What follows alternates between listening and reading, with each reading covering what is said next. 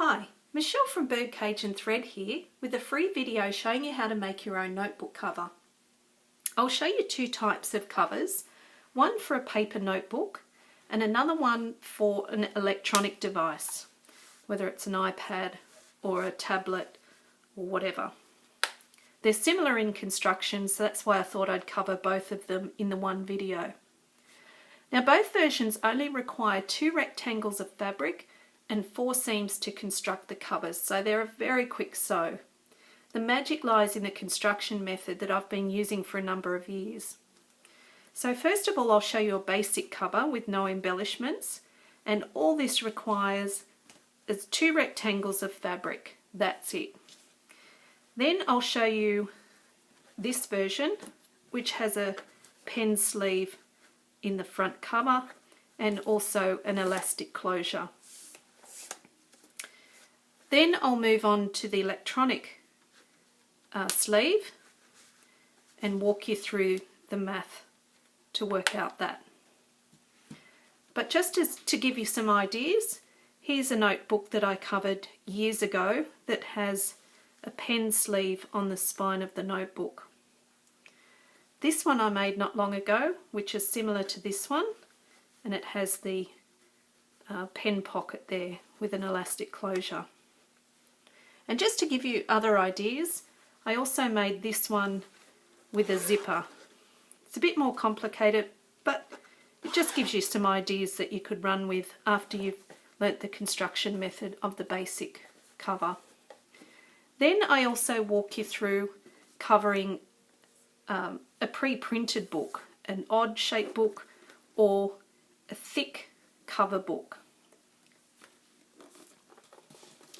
So there are 2 files that you can download, or they're 2 worksheets. One is to work out the paper notebook cover, and it walks you through the math for that. And then the second one is for a tablet, a phone, an iPad, etc. So let's get started on making some notebook covers. But before we get started, I just wanted to give a shout out to Michelle K out there. Hi Michelle, glad you could join us. So let's get started. First of all, I'll demonstrate a paper notebook cover with no embellishments. So for this, all you'll need is a notebook, which can be any size, and fabric. So you'll need a main fabric and a lining fabric. You can add interfacing if you want, but choose a fairly lightweight one. I'll demonstrate with the plain notebook cover, I'll demonstrate the cover without interfacing. Then when I do demonstrate the one with embellishments, I'll add interfacing so you can see the difference. So there are worksheets in the group's files showing you the math you need to work out what size you need to cut your fabric. So to begin with, we measure the notebook and then we transfer those measurements to the worksheet. So with the notebook closed, measure from the front edge cover here all the way around to the back. Mine is almost 15¼ inches, so you round it up either to the nearest 1/4 inch or the nearest 1/2 centimetre if you're using centimetres. If, for instance, mine was right on 15 inches, I would round it up to 15¼ just to compensate for the turn of cloth. You don't want the cover so tight that your cover is bending to get into the cover. So that measurement I've transferred here, so it's 15¼ Then we need to work out the size of the inside flap. This can be any measurement you want, so you measure from the edge of the cover in towards the centre of the book. So you can, do 2 inches if you like, you can do 7. It's advisable not to go too close to the centre, but it's totally up to you. I'm going to go 5 inches, which will be about there.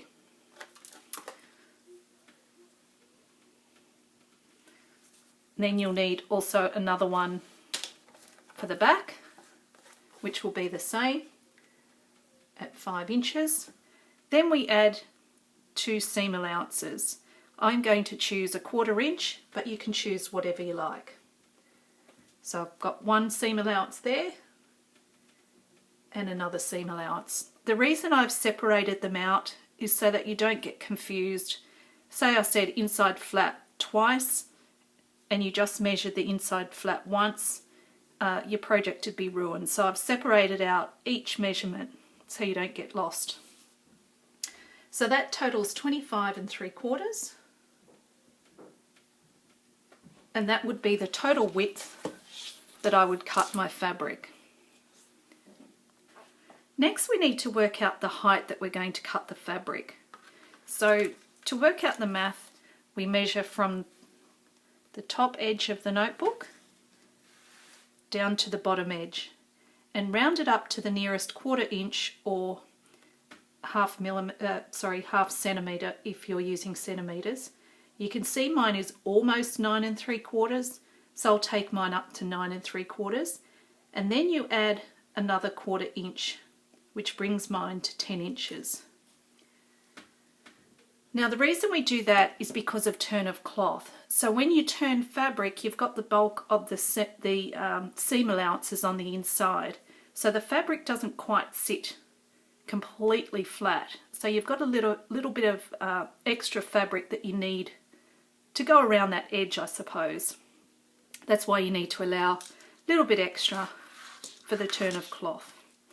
Then we just simply need to add 2 lots of seam allowances to work out the height. So once again, my seam allowance are 1/4 inch. So I need to cut my fabric 10.5 inches high. So just to recap, I need to cut my fabric 25 3/4 inches wide by 10.5 inches high. Just as a side note, if you're covering a book that has a fairly thick cover like this one, keeping the notebook closed, instead of measuring from the end here around, like I demonstrated before with the thin cardboard cover, you want to measure from the inside of that cover. See how it's a good 8-inch thick cover. So measure from there around to the other side, and again you would measure right to the inside there, and you would still need to add a 1/4 inch or so for the turn of cloth. And same when you're measuring the height of a thick covered book, you'd measure from the inside of the cover down around to the inside of the other edge of the cover. So now I have my fabric cut to size. I have a main piece and a lining piece. Then we just put these right sides together, lining up all the edges. Then we're going to sew using the measurement that you wrote down in your worksheet. Mine's 1/4 inch. You sew a seam on one short end and same on the other short end. So I've sewn the 2 short ends of the outer and main fabric with right sides together. Then I press the seam open and turn it right side out, and then top stitched along that seam there. So the next thing we need to do is find the center of both of these long ends of the outer main fabric only. So you can do this by folding it in half and just make a finger press on both ends. Then you can place a pin at that center point.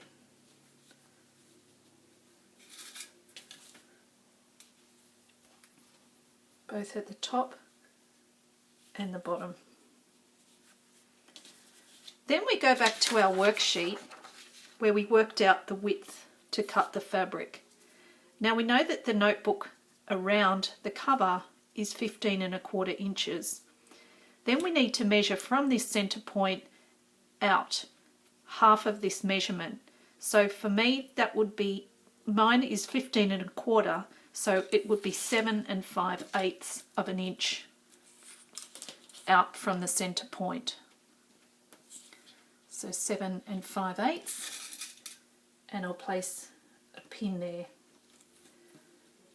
Only in the top fabric though. And then repeat on the other side, 7 5/8. Again, place a pin.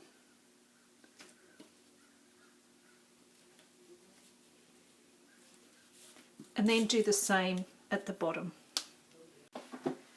Then once you have the pins in place on the outer fabric, flip it over and put the pins in the same spot, just in the lining fabric. So you put 6 pins, 3 in the top and 3 in the bottom in the same place. So once you have all your pins in place, turn the fabric inside out. Now essentially what you're going to do is push these ends in like this. So you'll have like an M or a W, and you do the same on the other end. Once you've got it roughly in place, then you can line up the pins more accurately. So you take the lining and the outer, and you line up those pins, flatten out this fabric underneath, and then pin that together to hold that in place. Then repeat that on the other 3 corners. So now the ends are pinned towards the center and everything's in place. It doesn't matter whether you put the pins on the lining side or the main side, it doesn't really matter. So you can remove these pins that you used for a guide.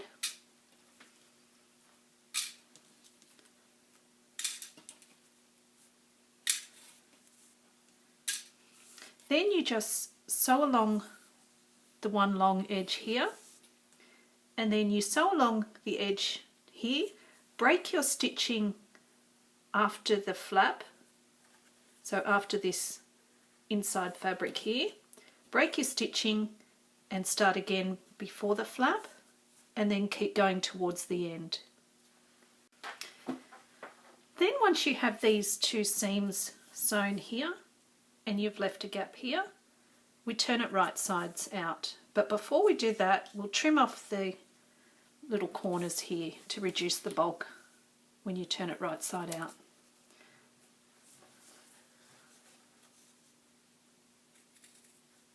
So just snip off those little corners there. Being careful not to cut the stitching.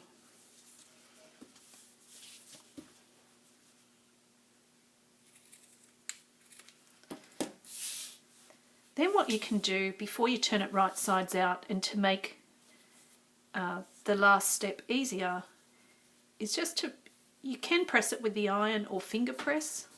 Just press that seam there, back like that. And then just turn it right side out.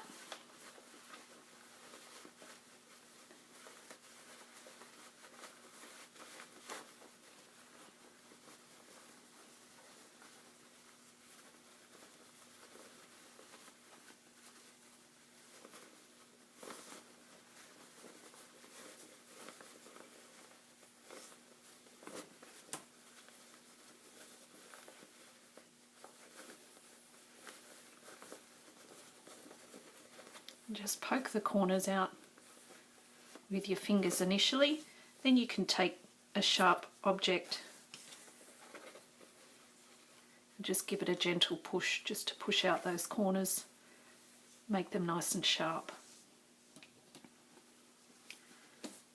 Then give the whole thing a good press, and then you can either hand stitch that opening closed, or you can do a top stitch just on that section. Now, just as a word of warning, don't top stitch on the flaps here, because if you do, you're going to make this casing type thing even smaller, so your notebook then won't fit in. So I've pressed everything and hand stitched this opening closed, and as you can see, there's the outside. So now we'll put the notebook into it. Slide it in one side, and before you get it all the way in the other side, open the book right up and slide the other cover into the other end.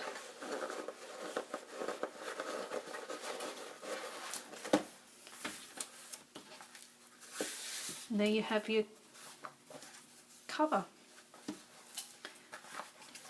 I just wanted to show you something too. I'll just take this book out. The good thing about doing it this way is that if I now turn it inside out,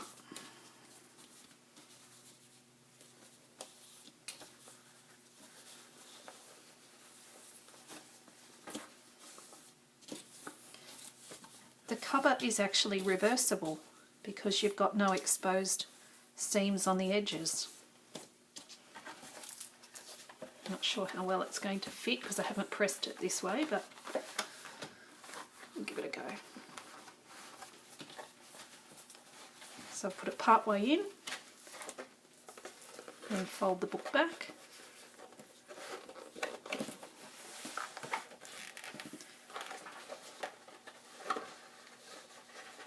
And then slide the other end on.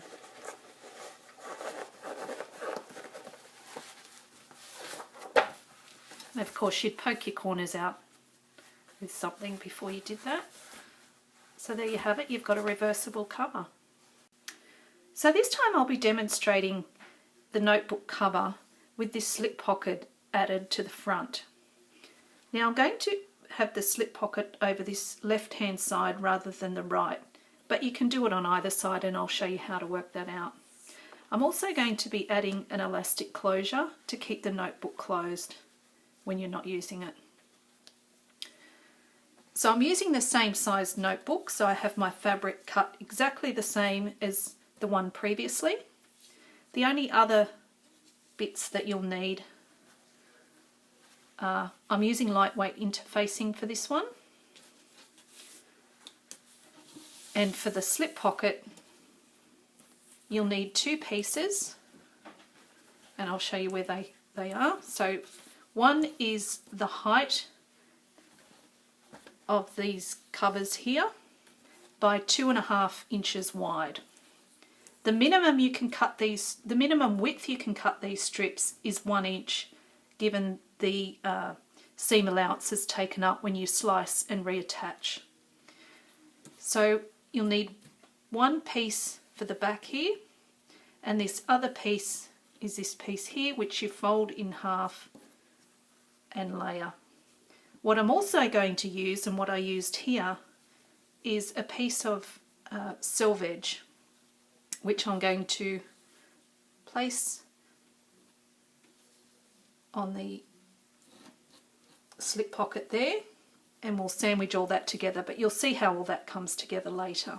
So the first thing we're going to do is add the slip pocket to the front cover. So for this you'll just need the outer fabric only. You don't need the interfacing yet. So fold it in half on the long side, fold the long side with wrong sides together. Then refer back to your worksheet and add one inside flap measurement and one seam allowance. So in my case I would add 5 plus 1/4. So 5 1/4, measure that from the raw edge here in towards the centre and place a pin. You're essentially marking out a mock-up of your final, what the notebook would be once it's all folded up. So again, a seam allowance plus the flat measurement, which is 5 1/4 in my case. So I've got the centre here and my 2 pin marks there. You can fold it if you want to, just to get a visual of where you'd like it, or you can just keep it flat. But that just marks where the edge of the notebook will be. Then you decide whether you want the pocket on the left side or the right side, and however far in you want. So you might want it in 1.5 inches from that fold, or you might want it in 2 inches from this fold here. In either case, measure top and bottom however far in you want, then draw a line from top to bottom and cut your fabric there, but only cutting through one layer. Don't cut through both layers. So now I'm going to mark the pocket placement. So I'm going to do mine on the left hand side here, and I'm going to mark it 2 inches in from this folded edge.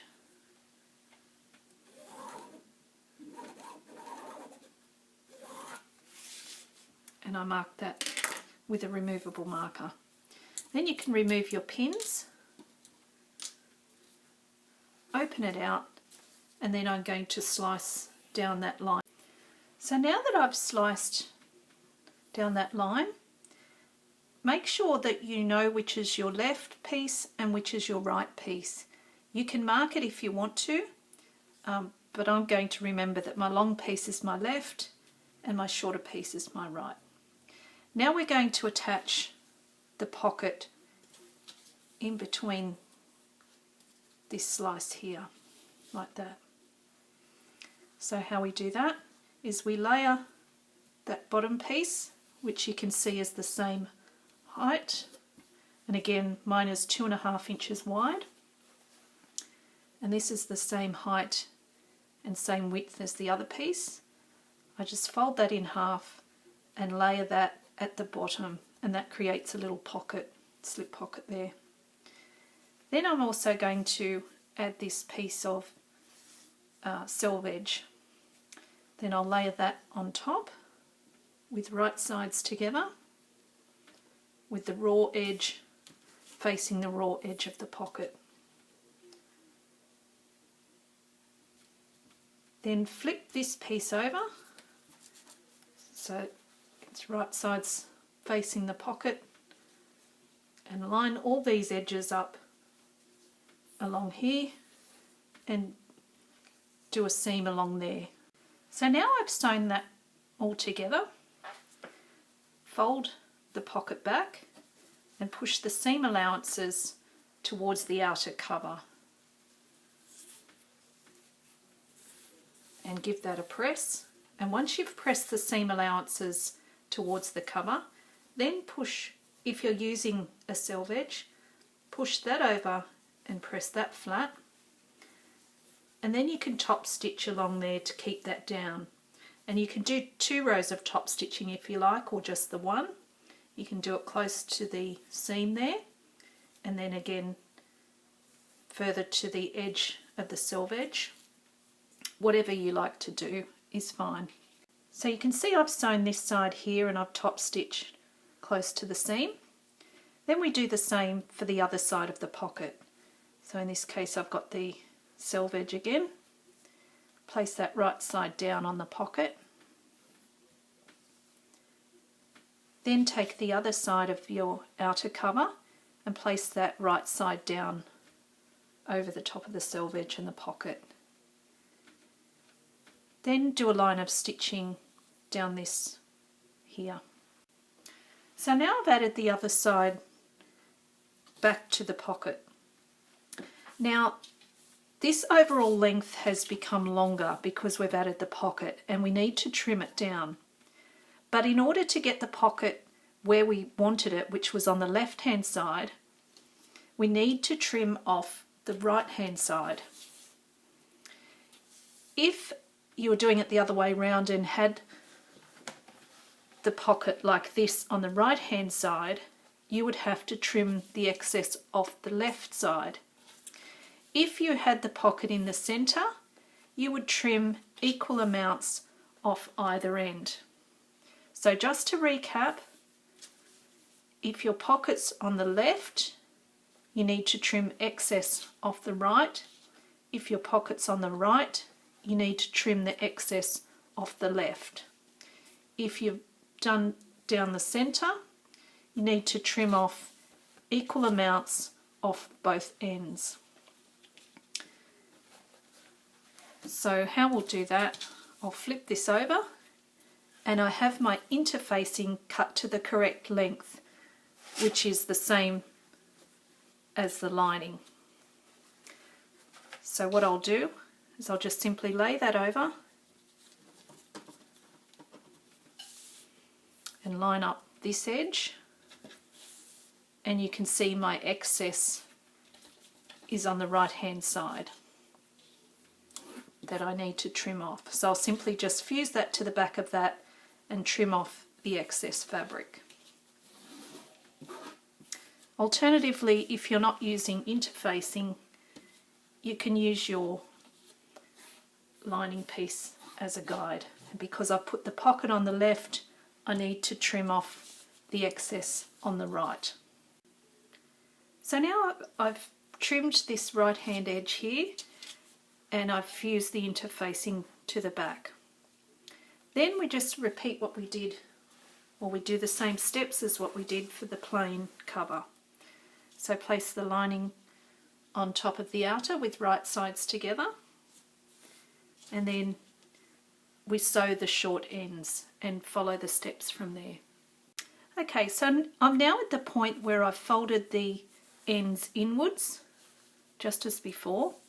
Now I'm going to insert the elastic, and the elastic is the same height as the fabric. So this elastic gets sewn into the back cover, and I can see my front cover is here where the pocket is. So to insert the elastic, I'm just going to move this pin out the way just a little bit. I'm catching the pocket so that doesn't shift. There's where my pocket ends, so I'll just move the pin almost to the end of that so that doesn't shift. Then I'm just going to insert the elastic in between where the right sides together of the main fabric is. So in there, not in your lining, but in between the main fabric.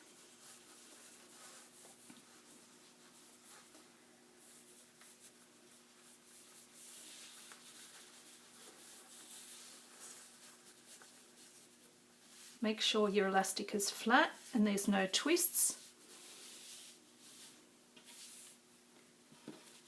And then pin that just a little bit away from the fold there, probably about a ½ inch for this size notebook.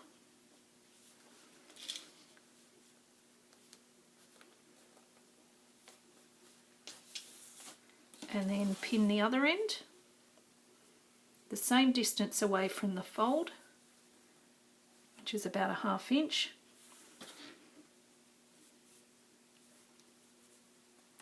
And pin that in place. Then stitch the top and the bottom as you did before, remembering to leave a gap for turning right sides out. So I stitched both the top and the bottom seams there, and then turned it right side out, pressed, and then closed the gap. Just a little word when you're creating the seam along here. I made the gap so that my stitching stopped just beyond the flap there and started again just before the pocket. That way when you're closing the gap here, you're not dealing with the bulk of the pocket or the bulk of the flap. And another thing when you turn right sides out is that your elastic might just happen to land on the inside like that, and you might think you've done something wrong. But it's just that it's in the seam and it just happened to land on that side. So just flip the elastic to the outside and then you're good to go. So just to compare the two, interfacing versus non-interfacing, This is what it's like with no interfacing, just regular quilting cotton. You can see there's not too much gaping there. And the notebook provides the structure anyway. So I'll take this out and put this cover on the notebook and see what you think.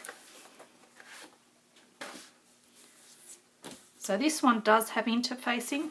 It does feel a little thicker, but it doesn't affect the overall functionality of it.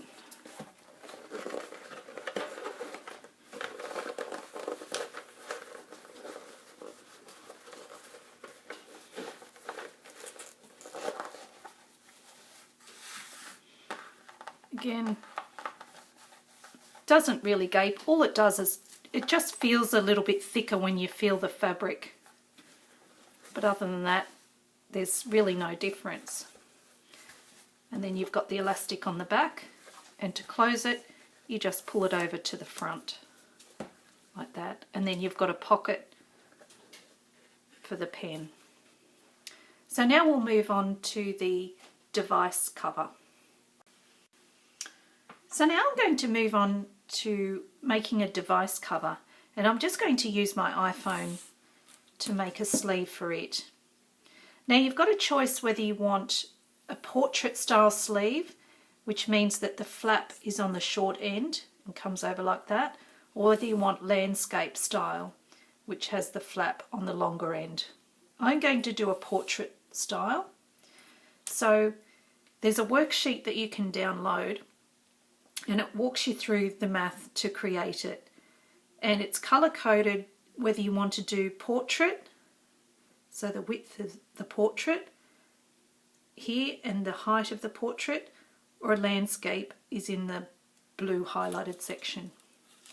So I'll follow, to work out the width, I'll follow the yellow to do a portrait. So I need to measure around the narrowest section for the portrait style. Now we need to do half the girth measurement, which means measure right around and loosely measure around. So I'll take that up to 6 inches. I could measure 5.5, but I'll just give it a little bit extra just to make it easier to slip it in and out. So I'll measure 6 inches, but it will be half that measurement.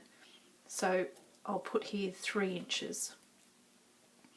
Then we add 2 lots of seam allowances, and again I'm going to use 1/4 inch seam allowances.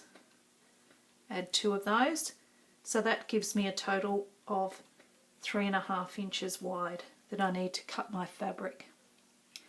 Then we need to work out the height, and I'm following the yellow for the portrait style. So we measure the girth, but this time we use the whole girth measurement, and it looks like it's about 10.5. Don't go very tight, just use fairly loose measurement. So that's 10.5. This time we take the full girth measurement. And now we need to accommodate for a flap to come over the top. Then you can work out what that will be. If you want a long flap, a short flap, or something in between, I'll choose about 2 inches. And then 2 lots of seam allowances.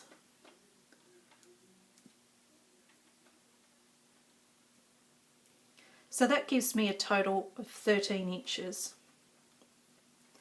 So I need to cut a main, a lining and some batting, just to give the device a bit of protection, is 3.5 inches wide by 13 inches high. So now I have my fabric cut. I've got a main fabric and a lining fabric, and to the back of the main fabric I have some batting fused to it, just to give the device a bit of protection. So it's the same as how you make the paper notebook cover. Place right sides together of the lining and main fabric. Then the first seams that you sew first are this measurement here, whether you're doing a portrait or a landscape style sleeve, you would sew this first measurement here. So in my case it's the 3.5 inch edge, and on one of these edges leave a gap for turning right sides out. So I'll be sewing down this 3.5 inch edge and this 3.5 inch edge, leaving one edge open, or one section opened of one of the edges to turn right sides out. So now I've sewn those two seams and I've left a gap here. I'm going to leave that gap as the flap section rather than where it opens up like that. So in other words, that's how it'll look when it's closed. Where that gap is will be the flap.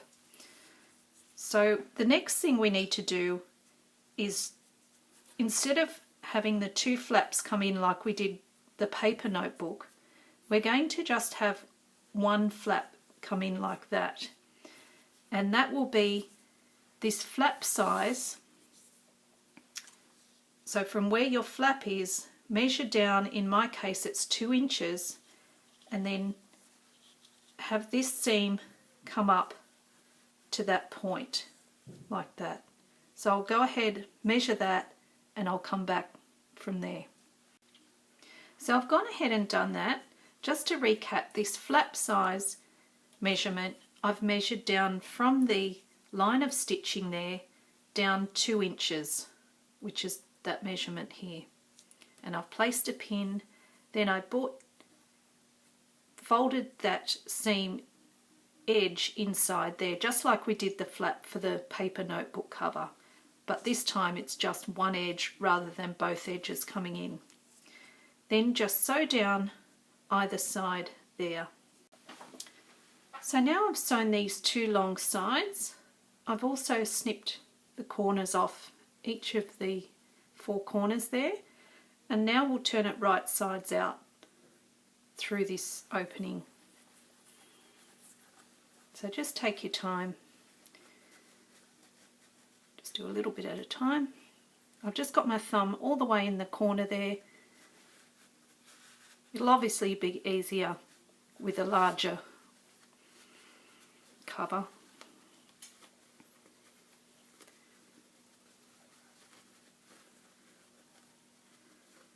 And then poke the corners out either with a knitting needle or some sort of pointed object. Then you can either machine or hand sew that opening closed. I'll go ahead and do that now, and then we'll come back and finish that off. So now I've turned it right side out and closed the opening. I've also put a snap so that I can snap that closed. So now it should just slip in. And you can see how I loosely measured around. You can see now, because of the turn of cloth and the thickness of the batting, that it still slides in, but it's quite a snug fit. So just be aware that when you're measuring, particularly if you're going to be using batting, just to measure fairly loosely. So I hope you enjoyed this tutorial, and thanks for watching.